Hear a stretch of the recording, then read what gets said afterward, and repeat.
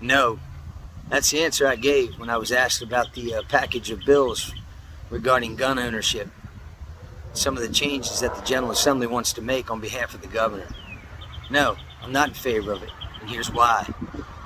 Behind me right now, those flags are flying. They tell a story, right? They tell a story about one nation under God. The United States Constitution, the Delaware Constitution, and the rights afforded to us as Delawareans, as Americans, under those constitutions. And I'm not interested in entertaining changes to those rights for measures that don't get after what you're trying to get after. I understand where we are as a country right now. Gun violence is out of control in our major cities, and mass shootings are a tragic turn of events, but you've got to remember something when you look at that. Gun violence is going to remain out of control until we start enforcing the laws as they currently exist on the books, and adding more laws ain't going to fix that. And when it comes to those mass shootings, you start blaming that gun. I understand why, but look past that gun to the person pulling the trigger. In every one of those turn of events, you've got a mentally ill individual, not in control of their faculties. You want to fix that? Address that problem. Taking away the rights of you and I to keep and bear arms is not the answer. It's not going to be the answer. As long as I'm a state senator, I won't be in favor of that. And if that harms my situation, I get it, but at least you understand where I stand. You know me. I'm not a radical. But you know what? Those folks that are showing up tomorrow at the 2 rallies, the one that I attended last year also, they're not radicals. They just truly believe in their rights. And they want to keep those rights. And they don't want folks to take those rights for the simple reason that legislators think they have to do something. We do need to do something. Enforce the laws.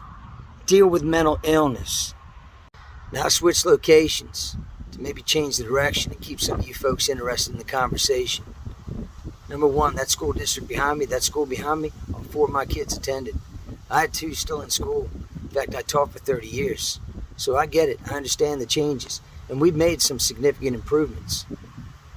There's more that we can do. But I'm going to remind you, at the end of the day, when you have a mentally ill person, that has to be addressed first and foremost.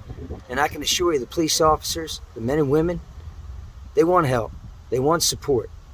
They don't want to be reactionary. They want to be offensive. So let's start enforcing the laws and enable them to keep criminals in jail. Let's empower folks when they show up called for mental illness to help folks and not turn them back loose on the street and tell them to figure it out. And let's harden our schools from the inside out and not the outside in. Let's put more good guys with guns in the fight so they can be offensive. Before you get afraid of that, remember, you live in a county, you live in a state, you live in a country where you walk into supermarkets, movie theaters, courtrooms, hell, the county building, you name it. But there are armed individuals right now, so why in the heck are we afraid to arm folks at our schools? It's silly, at least to me. So there you have it, right? I understand why folks in this that are still listening might go, oh, you're just not willing to do anything. No, I am. Move background checks to local control. Empower our police officers to arrest and then keep folks in jail that are breaking our laws. Get offensive from the inside out. Do a better job of hardening those schools. That's it. Listen, I'm not perfect. I'm not claiming to be right. I am telling you this. Consider it. Don't just act like it doesn't matter. You'll accept whatever comes down. Because when they start taking rights, that's a slippery slope, guys and girls. Appreciate you for listening. Peace.